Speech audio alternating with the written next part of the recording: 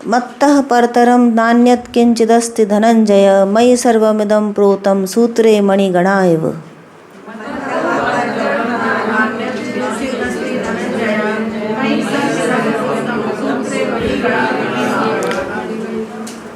रसोऽहमप्सु कौन्तेय प्रभास्मि शशिसूर्ययोः प्रणवः सर्ववेदेषु शब्दः खे पौरुषं नृषु।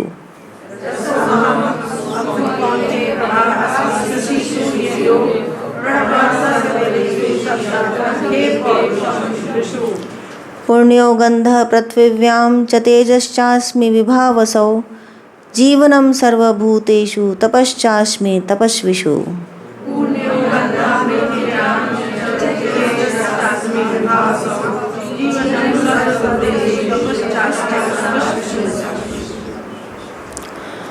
बीजं मां सर्वभूतानां विद्धि पार्थ सनातनं बुद्धिर्बुद्धिमतामस्मि तेजस्तेजस्विनामहम्।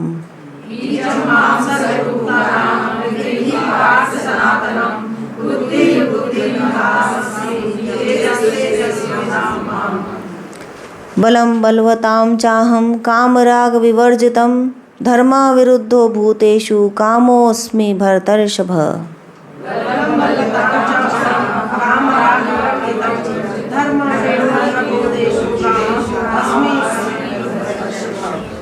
ये चैव सात्विका भावा राजसास्तामसाश्च ये मत्त एव इति तान् विद्धि न त्वहं तेषु ते मयि।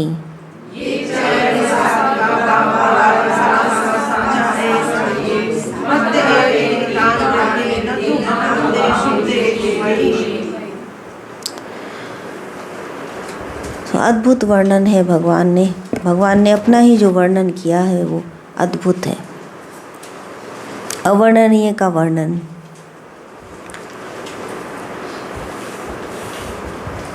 इसके पहले जैसा भगवान ने बताया कि मेरी ही योनियों से ये संपूर्ण जगत उत्पन्न हुआ है, इसका आधार, इसकी उत्पत्ति, इसकी स्थिति, इसका प्रलय सब मैं ही हूँ।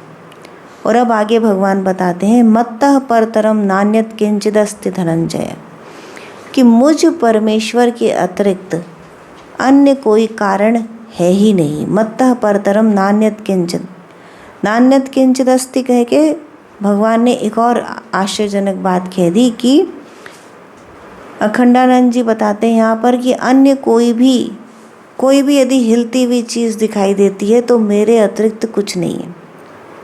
अब इस बात को समझने का प्रयास करिए कि क्या है इसका अर्थ, कि जगत में जो कुछ भी है सब गतिमान है। जो कुछ आपको स्थिर दिखाई देता है वो भी गतिमान है, क्योंकि पृथ्वी चल रही है तो पृथ्वी के संग उसके अंदर जो कुछ भी है मूवमेंट तो सबके अंदर है, तो जो कुछ भी है वो गतिमान है। सूर्य, चंद्र, पृथ्वी सब गतिमान है, कुछ भी स्थिर नहीं है।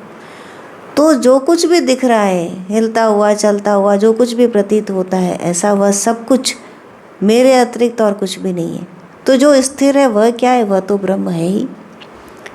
जो गतिमान नहीं है, जो स्थिर है वह ब्रह्म है, और जो गतिमान भी है वह भी ब्रह्म है। चाहे पत्ता हिलता हुआ दिख रहा है, या कोई रेत का कण हिलता हुआ दिख रहा है, या पेड़ हिलता हुआ दिख रहा है, जल दिखता है हिलता हुआ, सब कुछ भगवान कहते हैं मेरे अतिरिक्त और कुछ भी नहीं है धनंजय, और मैं ही संपूर्ण जगत का अंतिम कारण हूँ।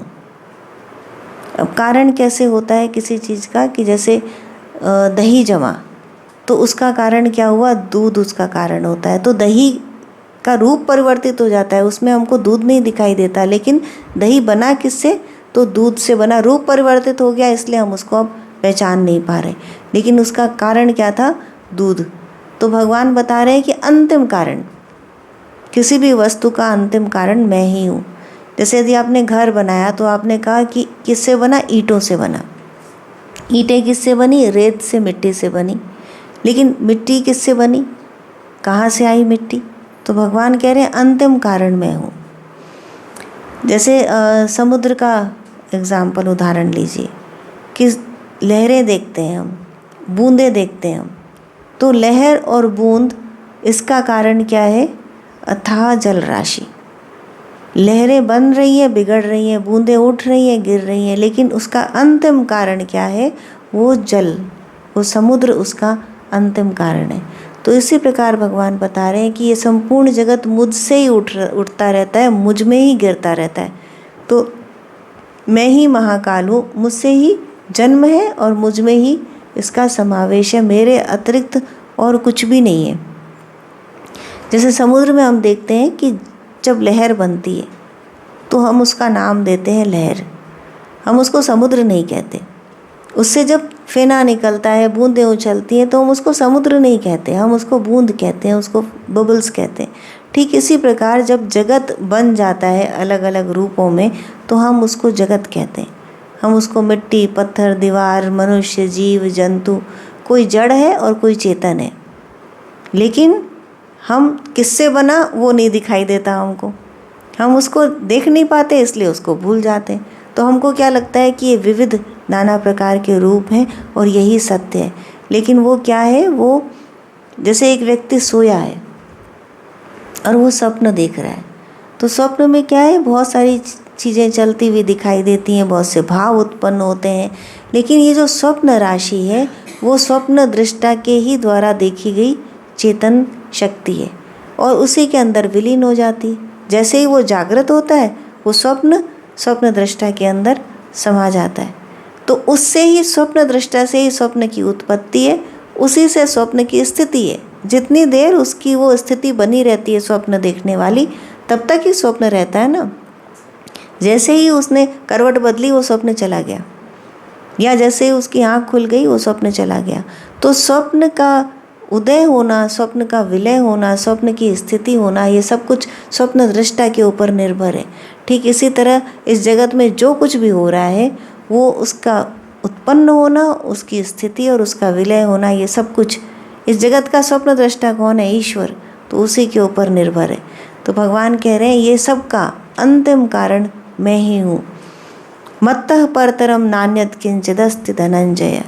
धनंजय, मेरे अतिरिक्त और कुछ है ही नहीं। तो ये जो सब कुछ, धनंजय क्यों कहा भगवान ने यहाँ पर अर्जुन को? कि ये जो सब कुछ है, यह धन है जिसको वो अर्जित करता है। तो इस धन को तुम जो अर्जित कर सकते हो धनंजय, जिसको तुम जीत सकते हो, वह धन यही है कि तुम इस बात को, इस ज्ञान को जान लो कि यह सब कुछ मैं ही हूँ, मेरे अतिरिक्त कुछ भी नहीं है संपूर्ण जगत में। तो इतनी बड़ी बात भगवान कह दे रहे हैं इसके अंदर कि एवरीथिंग इज मी, और मेरे अलावा कुछ नहीं है। मयि सर्वमिदं प्रोतम सूत्रे मणिगणा एव। अब इसी बात को भगवान दूसरी तरह बता रहे हैं, क्योंकि इस बात को बार बार रिपीट किया जाता है अलग अलग तरह से, क्योंकि एक बार में बात समझ नहीं आती। समझ क्यों नहीं आती? ऐसा नहीं है कि बुद्धि नहीं है हमारे अंदर या फिर हम जानते नहीं हैं, लेकिन क्योंकि हमको हमारे जो इंद्रियां हैं वो विषयों को अलग तरह से ग्रहण कर रही हैं। हम छूते हैं तो हमको ये स्पर्श होता है, हम देखते हैं तो हमको विविध प्रकार के क्रियाकलाप, जीव जंतु, पदार्थ दिखाई देते हैं। हम सोचते हैं तो हमारे विचारों की तरंगें अलग तरह से उठती हैं। हम सुनते हैं तो म्यूज़िक दिखता है, हम देखते हैं तो हमको कहीं अग्नि और कहीं बर्फ़ दिखता है। तो हम कैसे जान लें कि ये भगवान ही है? क्योंकि भगवान तो हमें दिखता ही नहीं, हमें तो विविध प्रकार के पदार्थ दिखाई देते हैं, उन्हीं का हमें स्पर्श होता है, पांचों इंद्रियों से हम उन्हीं को ग्रहण करते हैं। तो इसलिए बात शीघ्रता से समझ आने वाली नहीं है, इसलिए भगवान अलग अलग तरह से इसको बता रहे हैं। तो मयि सर्वमिदं प्रोतम, मैं ही हूँ जो ओत प्रोत, प्रोत का अर्थ होता है ओत प्रोत होना, कि कोई वस्तु उसी से ओत प्रोत है। किससे? सूत्रे मणिगणा एव, कि जिस प्रकार विभिन्न प्रकार की मणियाँ एक सूत्र में पिरोई हुई होती हैं, उस तरह से भी मैं हूँ और ओत प्रोत भी है ये संसार मुझसे। तो शंकराचार्य क्या कहते हैं कि हे धनंजय, क्योंकि ऐसा है इसलिए यह संपूर्ण जगत और समस्त प्राणी मुझ परमेश्वर में दीर्घ तंतुओं में वस्त्र की भांति तथा सूत्र में मणियों की भांति पिरोया हुआ, अनुस्यूत, अनुगत, बिंधा हुआ, गुथा हुआ है। अब जैसे आप वस्त्र लीजिए, जैसे आपने ये स्टोल डाला हुआ है कंधे पर रेड कलर का, तो इसको हम क्या कहते हैं? वस्त्र। ये हमको दिखता क्या है? वस्त्र। हमको इसमें सूत नज़र नहीं आता, लेकिन है क्या ये सूत का ही, सूत धागे को कहते हैं, तो सूत का ही ताना बाना है। यूं रन कर रहे हैं सूत, यूं रन कर रहे हैं सूत, और उसी से ये वस्त्र बना है। तो यदि हम सूत हटा दें तो वस्त्र का एग्जिस्टेंस ही खत्म हो जाएगा, वस्त्र वहाँ रहेगा ही नहीं, केवल सूत ही सूत है। लेकिन हम उसको सूत रूप में देख ही नहीं पाते। ऐसा नहीं कि हमको मालूम नहीं है कि ये सूत से बना है, लेकिन हम जब देखते हैं तो हमको वस्त्र ही दिखता है और हम उसको अलग अलग रूपों में देखते हैं। वही वस्त्र कभी हम साड़ी के रूप में, कभी हम स्कर्ट के रूप में, कभी शर्ट के रूप में, कभी शॉल के रूप में, कभी धोती के रूप में, हम उसको अलग अलग रूप में देखते हैं। तो हम उसके रूपों को देखते हैं, हम उसके रंगों को देखते हैं, लेकिन हम उस सूत को नहीं देखते जिसके कारण ये बना हुआ है सारा का सारा। तो भगवान कह रहे हैं वो जो सूत है वह मैं हूँ। ये सब कुछ मुझसे ही ओतप्रोत है। ओतप्रोत इसी को कहते हैं कि वस्त्र जो है वो सूत से ओतप्रोत है, केवल सूत ही सूत है, उसके अतिरिक्त और कुछ नहीं। तो ये जो सब कुछ है वो मैं ही हूँ। कि जैसे मिट्टी से अनेक तरह के हम पदार्थ बना सकते हैं, अनेक तरह के घड़े, गिलास, कटोरियाँ, प्लेट सब बनती है ना, तरह तरह की चीज़ें मिट्टी से। तो उसके अंदर क्या है, जब वो रंग देता है कुम्हार, उसको तरह तरह से सजा देता है, सुंदर आकार बना देता है, तो हम उसको क्या कहते हैं कि ये कलश है, ये कटोरी है, प्लेट है। लेकिन उसका आधार क्या है, वो ओतप्रोत किससे है, वो मिट्टी से ओतप्रोत, और उसका ओरिजिन मिट्टी है, मिट्टी से वो बना है और फूट जाएगा, मिट जाएगा। यदि हम उसको चूरा चूरा कर दें तो वो मिट्टी में मिल जाएगा।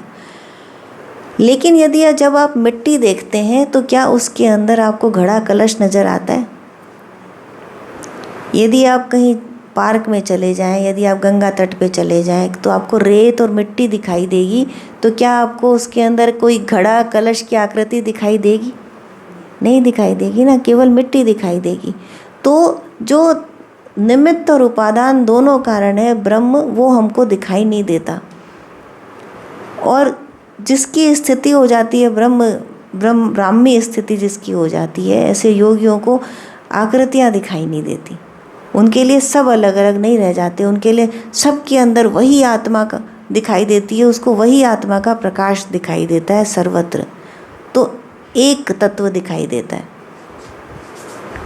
लेकिन जब तक वो स्थिति नहीं है तब तक क्या है, आकार की भिन्नता दिखाई देती है। हम मिट्टी देखते हैं तो मिट्टी दिखती है, और उसके बनाए हुए घट कलश देखते हैं तो हमको वो दिखाई देते हैं।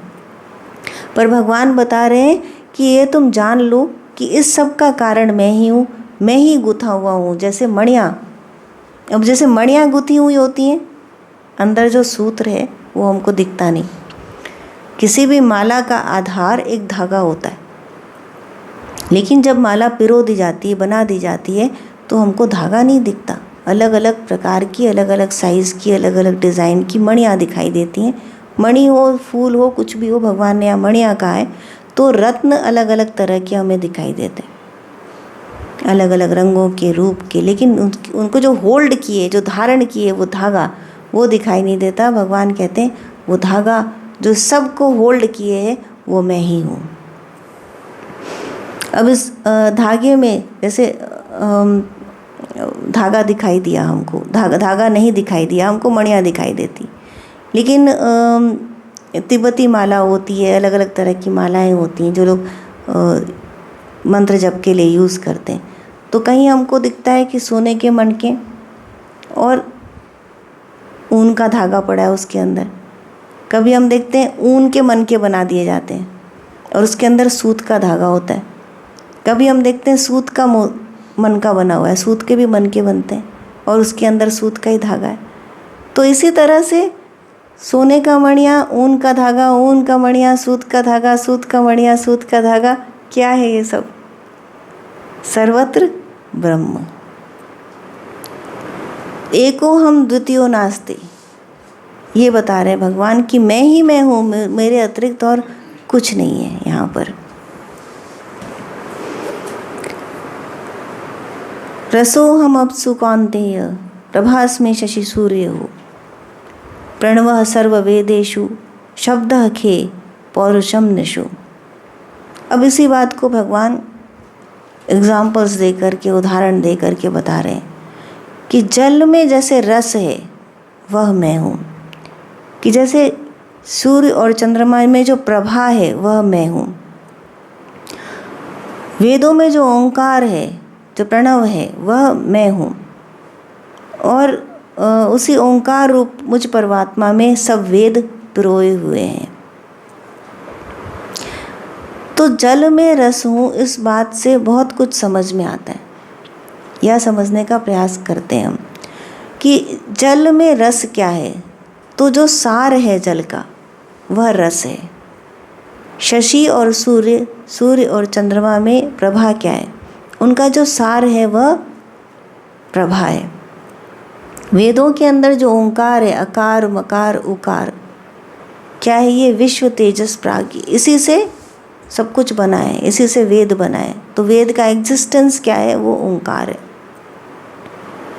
तो जो सार है उसकी बात कर रहे हैं भगवान की, जो सार है वो मैं हूँ। तो सार कैसे देखते हैं कि इस तरह सार नहीं देखते कि आपने फूलों को निचोड़ा तो निकल आया, तो हमने कहा कि इसेंशियल ऑयल्स बन गए, तो सार है वो एसेंस। तो इसमें हम फूल को निचोड़ करके हम अलग फेंक देते हैं, ऐसा सार नहीं। ऐसा सार कि जिसके बिना उसका अस्तित्व ही नहीं है, कि सूर्य और चंद्रमा में से प्रभा निकाल दीजिए तो सूर्य और चंद्रमा का अस्तित्व ही नहीं है। जल में से रस निकाल दीजिए तो जल का अस्तित्व ही नहीं है। तो वह धर्म, वह स्वरूप किसी भी पदार्थ का जिसके बिना उसका अस्तित्व ही नहीं है, वह है, वह क्या है, वह मैं हूँ। भगवान बता रहे हैं कि वह मैं हूँ।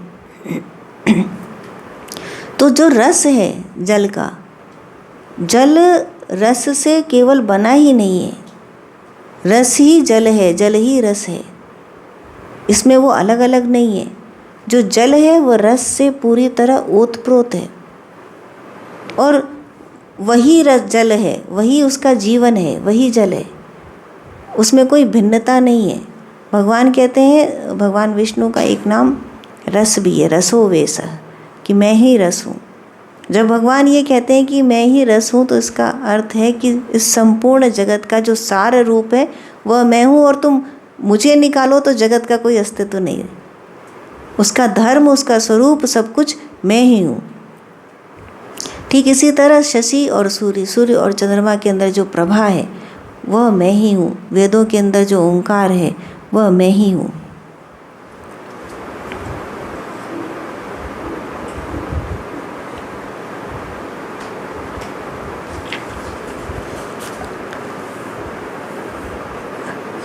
आकाश में उसका सारभूत शब्द, अर्थात उस शब्द रूप मुझ ईश्वर में आकाश पिरोया हुआ है।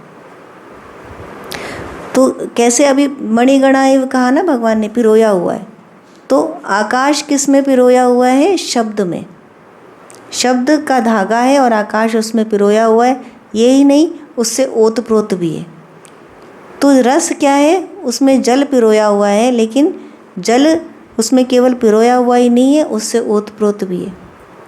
वेदों के अंदर ओंकार, ओंकार में वेद पिरोए हुए हैं और उसी से ओतप्रोत भी हैं, उसी से बने भी हैं। वही वही है, उसके अतिरिक्त कुछ नहीं है। तो अंदर भी वह है और बाहर भी वह है, उस वही धारण कर रहा है, उसी से सब कुछ बना है। निमित्त कारण और उपादान कारण वही है, तो उसके अतिरिक्त कुछ और हो ही नहीं सकता है।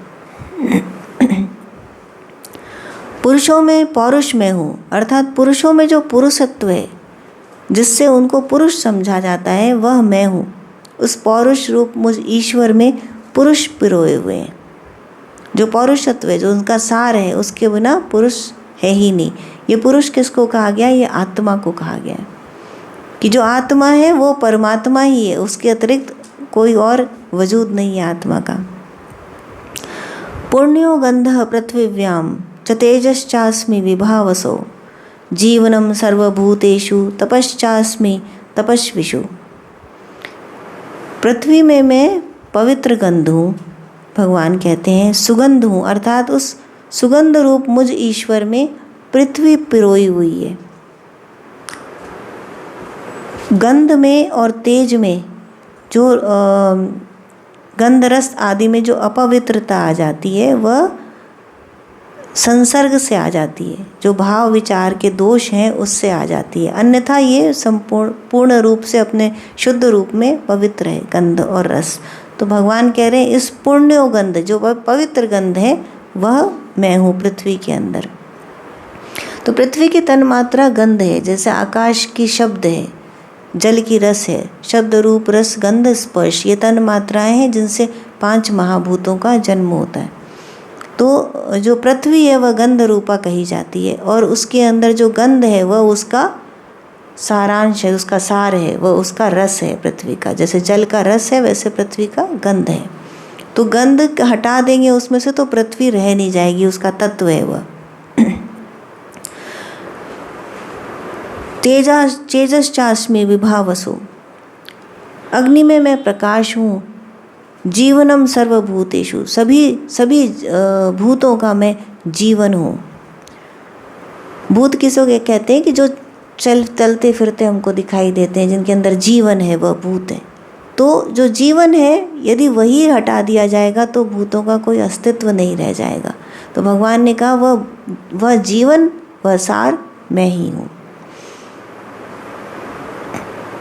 बीजम माम सर्वभूतानां विद्धि पार्थ सनातनम, बुद्धिर्बुद्धिमतामस्मि तेजस्तेजस्विनामहम।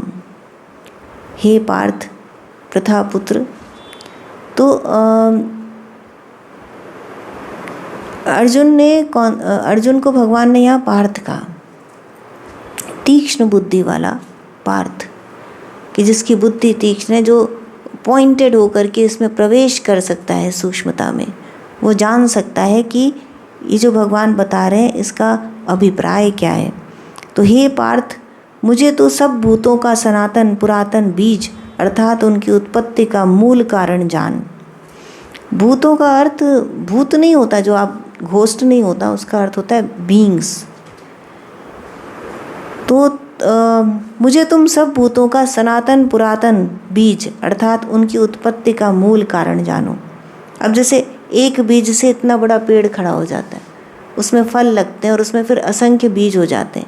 इसी तरह भगवान ने बताया कि मैं मूल कारण हूँ, मैं मूल बीज हूँ जिससे ये सब कुछ बन गया। एक बीज से अनेक हो गए, तो मुझे उनकी उत्पत्ति का कारण जानो। अब वो और भी एग्जाम्पल्स दे करके बता रहे हैं कि बड़ी बातें सबको समझ नहीं आती, तो छोटी बातें जिससे कि बात समझ में आ जाए कि बुद्धिमानों में बुद्धि अर्थात विवेक शक्ति और तेजस्वियों में अर्थात प्रभावशाली पुरुषों में उनका तेज में हूँ। अब उन्होंने मनुष्यों का एग्जाम्पल देना शुरू कर दिया कि विराट का जब उदाहरण दिया जा रहा है तो बात नहीं समझ में आ रही, तो व्यष्टि का जो एक एक व्यक्ति है उसका उदाहरण कि जिसको तुम बुद्धिमान कहते हो, तो बुद्धिमान का अर्थ क्या हुआ कि उसके अंदर बुद्धि है। तुमने उसको एक उपाधि दी कि ये बुद्धिमान है। अब उसमें से यदि बुद्धि हटा देंगे तो क्या वो बुद्धिमान रह जाएगा? नहीं ना। तो इसी तरह भगवान ने बताया कि इस तरह जो सार है वह मैं हूँ, कि मेरे बिना वह अस्तित्व ही नहीं रहेगा। तो बुद्धिमानों की बुद्धि मैं हूँ, तेजस्वियों का तेज में हूँ, कि जो तेजस्वी पुरुष दिखाई देते हैं, व्यक्ति कोई भी नर नारी जो तेजस्वी है उसमें से तेज हटा दिया तो मैं वो तेज मैं हूँ। बलम बलवताम चाहम काम राग विवर्जितम धर्मा विरुद्धो भूतेषु कामोऽस्मि भरतर्षभ। अब भगवान ने बताया कि बलवानों का बल मैं हूँ, लेकिन ऐसा बल होना चाहिए जो कामना से राग द्वेष से रहित जो बल है, जो शुद्ध बल है, वह बल मैं हूँ। क्योंकि यदि भगवान कहते हैं कि बलवानों का बल मैं हूँ तो इसका अर्थ तो हो गया कि जो लोग लड़ाई मारपीट करते हैं या जो लोग प्रभावशाली हैं, जिनके पास अधिक रुपया पैसा है, तो उन सब के अंदर जो बल है वो भगवान है। तो भगवान कहते हैं नहीं, श्री समृद्धि ऐश्वर्य आदि गुण भगवान के होते हैं, तो वो होने चाहिए। तो जो गलत कामों में काम लिया जा रहा है, ऐसा बल जिसके अंदर काम और राग है, ऐसा बल, उसके अंदर भगवत बुद्धि नहीं है। इसलिए हालांकि सब कुछ मेरा ही बनाया हुआ है, सब कुछ मुझसे ही ओतप्रोत है, लेकिन उसके अंदर मैं नहीं हूँ, अर्थात मैं भगवान रूप में उसके अंदर एग्जिस्ट नहीं करता। अप्राप्त विष्णु की तृष्णा, जो विषय प्राप्त नहीं हुए उसकी जो चाहत होती है उसका नाम है राग, और जो मिल गया है उसके प्रति तन्मयता उसका नाम जो अप्राप्त विषय हैं उनकी जो तृष्णा है उसका नाम है काम, और जो प्राप्त विषय हो जाते हैं उनसे जो अनुरक्ति है उसका नाम है राग। कि जो नहीं मिला उसको पाने की जब तड़प होती है कि ये चाहिए ये चाहिए ये चाहिए, तो वो क्या है, कामनाएं, विभिन्न प्रकार की कामनाएं, इच्छाएं। और जो मिल जाता है, जो हमारे पास होता है, उसको हम कितने प्यार से पकड़ के रखते हैं, तो वो क्या है, राग।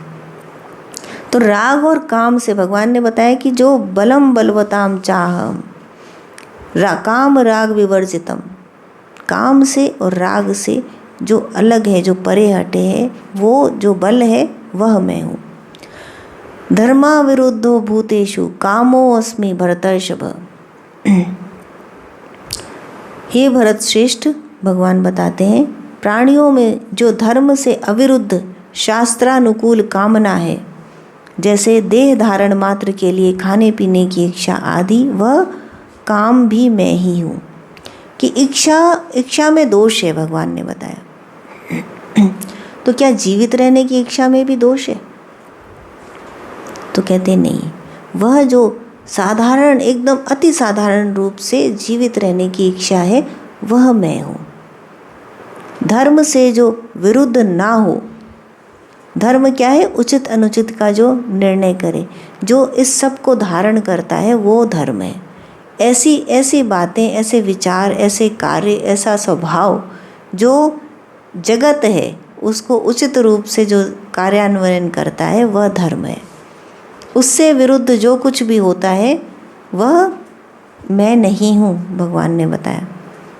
लेकिन इस धर्म के अंदर जो कुछ आता है, ऐसी कामनाएं भी मैं हूँ। कि साधारण रूप से खाने पीने की इच्छा, नहीं खाएंगे पिएंगे, यदि इच्छा नहीं होगी तो ये जीवन समाप्त हो जाएगा। तो वो जो इच्छा है जो शरीर को चलाती है वह मैं हूँ, भगवान ने बताया। अब इस बात को और अच्छी तरह से समझने के लिए भगवान कहते हैं, ये चैव सात्विका भावा राजसास्तामशाश्चये मत्त एवेति तान् विद्धि न त्वहं तेषु ते मयि। कि जो ये सात्विक गुण से उत्पन्न हुए भाव पदार्थ हैं, जो राजस अर्थात रजोगुण से उत्पन्न भाव पदार्थ हैं, और जो तामस अर्थात तमोगुण से उत्पन्न हुए भाव और पदार्थ हैं, उन सबको अर्थात प्राणियों को अपने कर्मानुसार ये जो कुछ भी भाव उत्पन्न होते हैं उन सबको तू मुझसे उत्पन्न हुआ जान। कि जितनी कामनाएं, जितने ये भाव है, कामनाओं से भाव उत्पन्न होते हैं। राग और द्वेष किसी वस्तु के संग जैसे ही संसर्ग करते हैं, जैसे ये सत्य, रज और तम ये गुण बताए भगवान ने, तो सत्य क्या है, ज्ञान, रज क्या है, क्रिया, और तम क्या है, जड़त्व। ये अनुभव हम हमेशा करते हैं इस संसार के अंदर। तो जो जड़त्व है, जो कुछ अष्टधा प्रकृति बताई भगवान ने, जो क्रिया है, इसको हम देख सकते हैं चेतन शक्ति के रूप में, और जो आनंदमय है भगवान है, वो क्या है, वो ज्ञान स्वरूप है। तो इसका अनुभव हम सदैव करते हैं, सत्य, रज और तम गुण का अनुभव हम सदैव करते हैं। लेकिन उसके प्रति हमारा जो रिएक्शन होता है, उसके संग हमारा जो क्रिया होती है, उससे हमारे भाव उत्पन्न होते हैं, और उस भाव से वो पदार्थ जन्म लेते हैं, जिससे हम जो कुछ देखते हैं उस सृष्टि का निर्माण होता है, जिसमें हम क्रिया करते हैं उस सृष्टि का निर्माण होता है। तो हमारे ही कर्मों से निर्माण हो रहा है। ये जो सब कुछ है, सतरज तम, ये सभी गुणों को सभी जीवात्माएं अनुभव करती हैं, लेकिन उनके प्रति उनका आचार व्यवहार क्रिया भिन्न भिन्न होती है। और उस भिन्नता के कारण सबकी सृष्टि अलग अलग हो जाती है। सबकी दृष्टि अलग, इसलिए सबकी सृष्टि अलग हो जाती है। और उससे क्या होता है, हमारे ही कर्मों के आधार पे हमारे ही संसार का निर्माण होता है। तो भगवान कह रहे हैं वो तीनों गुण मैं ही हूँ।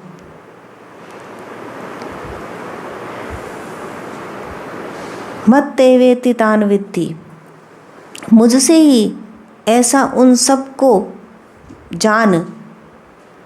न तो अहम तेषु ते मयि, परंतु मैं उनमें नहीं हूँ, वे मुझ में हैं। मैं उनमें नहीं हूँ। भगवान क्या है, वो तो निर्गुण है, तो मैं उनमें नहीं हूँ, लेकिन वो मुझ में है। अब ये जो ते मयि, मैं उनमें हूँ, वे मुझ में हैं, मैं उनमें नहीं हूँ, इस बात को अलग अलग पुस्तकों में अलग अलग लिखा हुआ है। शायद आपकी पुस्तक में लिखा है कि वे मुझ में नहीं है और मैं भी उनमें नहीं हूँ। लेकिन आदि शंकराचार्य ने कहा है कि यद्यपि वे मुझसे उत्पन्न होते हैं तथापि मैं उनमें नहीं हूँ। अर्थात संसारी मनुष्यों की भांति मैं उनके वश में नहीं हूँ, परंतु वे मुझ में हैं, यानी मेरे वश में हैं, मेरे अधीन हैं। तो इस पे मैंने थोड़ा रिसर्च किया क्योंकि दो अलग अलग बातें मिली मुझे।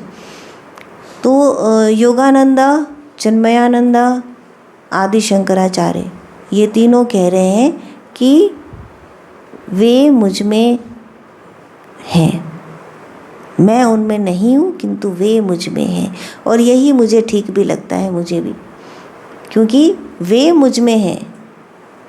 भगवान ने इस पूरे संसार को धारण किया हुआ है, तो वे मुझ में हैं। अब ये जो सारी बातें आ रही हैं, इसको थोड़ा साधारण तरीके से समझने का प्रयास करिए कि किस प्रकार भगवान अलग अलग तरह से बता रहे हैं। तो पहले उन्होंने बताया कि मेरी ही ये दोनों योनियां हैं, तो पूरा जितना कुछ आपको दिखता है वह भगवान की अपरा प्रकृति हो गई, और जो कुछ नहीं दिखता है वो परा प्रकृति हो गई, चेतन सत्ता। फिर बताया कि ये दो योनियां हैं जिससे कि ये संपूर्ण जगत प्रकट हो रहा है। और अब बता रहे हैं उसके बाद कि ये सब कुछ मुझसे ओतप्रोत है। अब जैसे प्रकट होने वाली बात को हम समझते हैं ना, योनि से प्रकट होता है, तो हम देखते हैं माँ के गर्भ से शिशु प्रकट होता है। तो अब जो शिशु हुआ प्रकट, उसका एक अलग अस्तित्व है और माँ का एक अलग अस्तित्व है। हालांकि वो माँ के जीन्स कैरी कर रहा है, माँ के रक्त से बना है, माँ का दूध पीता है, लेकिन उसका एक अलग एग्जिस्टेंस है और माँ का एक अलग। पर ऐसा यहाँ पर नहीं है। भगवान के गर्भ से पैदा तो हुआ संपूर्ण जगत, पर संपूर्ण जगत भगवान से अलग नहीं है। इसको बताने के लिए भगवान कहते हैं कि मैं ओतप्रोत हूँ। जैसे कि सूत, तंतु वस्त्र के अंदर, कि यदि वस्त्र के अंदर से सूत हटा दें तो वस्त्र है ही नहीं, ठीक इसी तरह मैं ओतप्रोत हूँ। और फिर भगवान कहते हैं मैंने ही धारण किया है सबको। तो ऐसे न प्रतीत हो जाए कि भगवान बाहर ही बाहर है, कि एनवलप कर रहे हैं, धारण कर रहे हैं। तो धारण क्या लगता है कि कुछ रखा है, जैसे टेबल के ऊपर बुक रखी है तो टेबल ने बुक को बेयर किया हुआ है, तो बुक के अंदर टेबल नहीं है। पर भगवान ने बताया फिर कि मैं इसके अंदर भी हूँ। जैसे मणियों के अंदर धागा प्रविष्ट है, उस तरह से मैं सबके अंदर हूँ। तो एक जगह भगवान ने ये भी कहा कि सभी के हृदय के अंदर मैं हूँ। सर्वभूतानां हृदयेषु अर्जुन स्थिति, कि सभी भूतों के हृदय में मैं स्थित हूँ। तो कहीं ऐसा न लगे कि भगवान हमारे अंदर हैं तो हम भगवान को धारण किए हैं। इस श्लोक के अंदर यही आता है कि मैंने सबको धारण कर रखा है, मैं उनके, वो सब मेरे अंदर हैं, पर मैं उनके अंदर नहीं हूँ। क्योंकि अभी पहले भगवान ने कहा कि मैं मणियों में धागे की तरह प्रविष्ट हूँ। तो कहीं ये न समझने लगे मनुष्य कि भगवान उनके हृदय में है। ये भी कहा, और ये भी कहा कि मणियों के में धागे की तरह हूँ, तो हम होल्ड किए भगवान को। तो क्या प्रमुख हो गया? जीव या शरीर प्रमुख हो गया। और उसके अंदर भगवान रखे हैं, भगवान है हमारे हृदय के अंदर, ऐसा बहुत जल्दी प्रतीत होता है। अपने अस्तित्व को हम अपने अहंकार को लेके चलते हैं, अपने अस्तित्व को लेके चलते हैं। मैं कौन हूँ तो तुरंत ये याद आता है, ये शरीर ये मैं हूँ और इसकी पीड़ा मेरी है, इससे संग सुख दुख मेरा है। और भगवान कहाँ है? मैंने अपने हृदय में उनको धारण किया हुआ है and feel very proud of it. तो भगवान कह रहे नो नो नो नो, मैंने तुमको धारण किया हुआ है, मैंने तुमको धारण किया हुआ है, तुमने मुझे धारण नहीं किया हुआ है, इतने बलवान तुम नहीं हो। मैंने तुमको धारण किया हुआ है और मैं तुम्हारे अंदर नहीं हूँ। इसका मतलब ये है कि यदि तुमने अपने अंदर भगवत बुद्धि नहीं करी, जैसे अभी ऊपर उन्होंने लिख के दिया ना कि बलम बलवताम चाहम काम राग विवर्जितम, कि यदि तुम काम और राग से जुड़े हो तो मैं नहीं हूँ। यदि तुमने काम और राग को छोड़ करके केवल नैसर्गिक रूप से रहते हो, प्राकृतिक रूप से रहते हो तुम। कैसे प्राकृतिक रूप क्या होता है? साक्षी भाव में, कि जैसे मैं हूँ, भगवान कहते हैं कि तुम मेरा ही रूप हो। भगवान ने ये कभी नहीं कहा कि तुम अलग हो। भगवान तो कहते हैं जीव रूप सनातन है, कि जीव और परमात्मा सनातन, दोनों सनातन है। आदिकाल से तुम भी हो, मैं भी हूँ, और तुम में और मुझ में कोई अंतर नहीं। लेकिन अंतर कैसे पड़ा? कि तुमने काम और राग को जन्म दे दिया, तुमने अपनी बुद्धि को सीमित कर लिया और जगत के साथ जुड़ गए। यही भिन्नता आ गई तुम में और मुझ में। तो जो ये तुमने काम और राग को जन्म दिया वो मैं नहीं हूँ। अब उसको हटाओ, तब तुम मेरी सत्ता को देख पाओगे। तो जैसे ही तुमने काम और राग को हटाया, धर्मा विरुद्ध भूतेषु कामो अस्मि भरतर्षभ, तो वो जीवित रहने की जो सिंपलेस्ट इच्छा है, वो काम है जो सबके अंदर प्रवाहित होता है, संपूर्ण जगत के अंदर, कि जीवन है। अब बहुत ब्यूटीफुल है, इसको यदि समझेंगे, इसके डेप्थ में जाएंगे तो अनमैच्ड ब्यूटी है। कि हमको जो चीज़ें हमको जड़ दिखाई देती हैं वो जड़ नहीं है। कि जैसे पर्वत है तो क्या है, वो भगवान की चेतन शक्ति के साथ निरंतर प्रवाहित है। जो पेड़ पौधे पत्ते हैं वो भगवान की चेतन शक्ति के साथ निरंतर अटखेलियाँ करते हैं। लेकिन जो मानव है वह निकृष्ट है, वो भूल गया है, उस चेतन शक्ति को देख नहीं रहा, वो तो अपने साथ ही लगा हुआ है। ये जो हाड़ मांस का बना हुआ शरीर है वो इसी को सजाने में, इसी के सुख भोग में लगा रहता है। जरा सी विपत्ति आते ही भगवत दृष्टि तुरंत चली जाती है, सब कुछ अपने पर केंद्रित हो जाता है। मैं। ये मैं कहते हैं भगवान नहीं, मैं नहीं हूँ, ये तो तुम हो, ये मैं नहीं हूँ। तो मैं क्या हूँ? भगवान कहते हैं मैं तो वह सार हूँ जो जल में रस है, कि किस तरह प्रवाहित हो रहा है संपूर्ण जगत में मेरी ही सत्ता है। तुम आँख खोल के देखो कि कभी प्रभा बन के, सूर्य की चंद्रमा की रश्मियाँ बन के मैं तुम पे बरस रहा हूँ, कभी जल में रस की तरह तुम्हारे अंदर प्रवाहित हूँ, पृथ्वी में गंध की तरह मैं ओतप्रोत हूँ। और जब 5 तत्व की भगवान बात करते हैं ना, तो ये 5 तत्वों से ही बना है तुम्हारा हमारा शरीर। तो अर्थ क्या हुआ? कि हम भगवान से ही बने। ये संपूर्ण शरीर भगवान के अतिरिक्त और कुछ है ही नहीं। ये संपूर्ण जगत भगवान के अतिरिक्त और कुछ है ही नहीं। तो भगवान ही भगवान को धारण किए, उसके अतिरिक्त और किसी की सत्ता ही नहीं है। उसी से ओतप्रोत है, उसी से बना है, उसी ने स्वयं को धारण कर रखा है।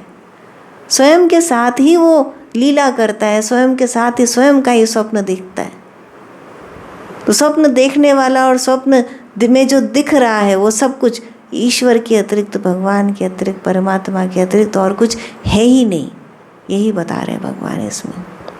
मया सर्वतम मया तत्तम सर्वेदम जगत अव्यक्त मूर्तिना मत स्थानी सर्वभूतानि न चाहम तेष्वस्थिता। मेरे अतिरिक्त और कुछ है ही नहीं। ईशावास्यमिदं सर्वम जगत अव्यक्त मूर्तिना।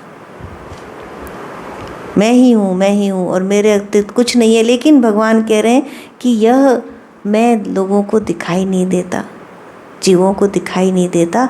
क्यों नहीं दिखाई देता? क्योंकि उनकी आँखों पर चश्मा चढ़ जाता है काम का, राग का। तो मुझसे ही उत्पन्न है समस्त जीव जगत, तथापि मैं उनमें नहीं हूँ, अर्थात संसारी मनुष्यों की भांति मैं उनके वश में नहीं हूँ। आदि शंकराचार्य कहते हैं कि संसारी मनुष्यों की भांति मैं उनके वश में नहीं हूँ। कि तुम कभी ये मत समझ लेना कि मैंने भगवान को अपने हृदय में धारण किया तो भगवान मेरे हैं, कि मैं तुम्हारे वश में नहीं हूँ यदि तुम संसारी हो। और संसार किसे कहते हैं? जगत और संसार में अंतर है। जगत सनातन है, जगत भगवान का प्रतिरूप है, जगत भगवान ही है। लेकिन संसार क्या है?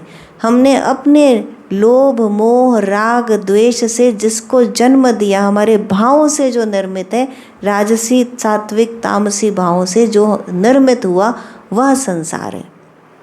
मनुष्य मनुष्य मनुष्य मनुष्य, जगत पेड़ पक्षी पौधे, पेड़ आकाश जल, ये क्या है? ये जगत।